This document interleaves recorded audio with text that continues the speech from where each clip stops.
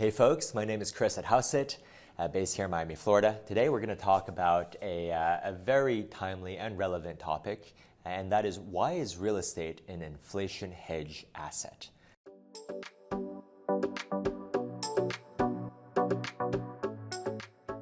So I'm sure you've heard this term before, inflation hedge asset, and lots of money going into inflation hedge assets, especially with high CPI prints as we've seen lately in the mid-high single digits and possibly higher in the near future.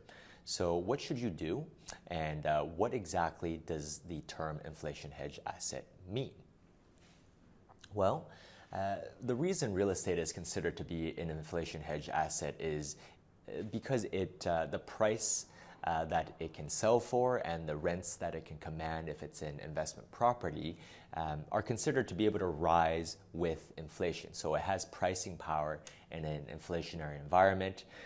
Just like in an inflationary environment, good companies will be able to have pricing power to raise their prices even when their costs increase so they can maintain margins.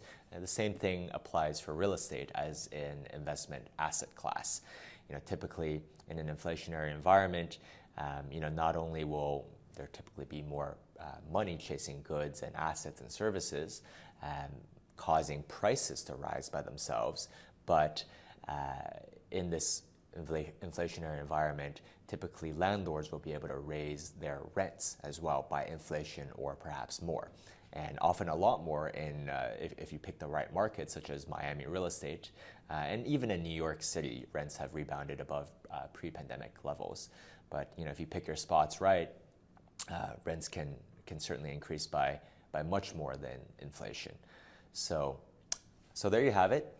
We hope you found this short educational video helpful. My name is Chris at HouseIt. We can help you save up to 6% when you sell with an agent-assisted FSBO listing. And we also have a more hands-on 1% for full-service listing option if you want an agent to handle everything for you. And of course, when you buy, we can help you save 2% or more with our HouseIt Buyer Closing Credit, where we give you 2/3 of the buyer agent commission.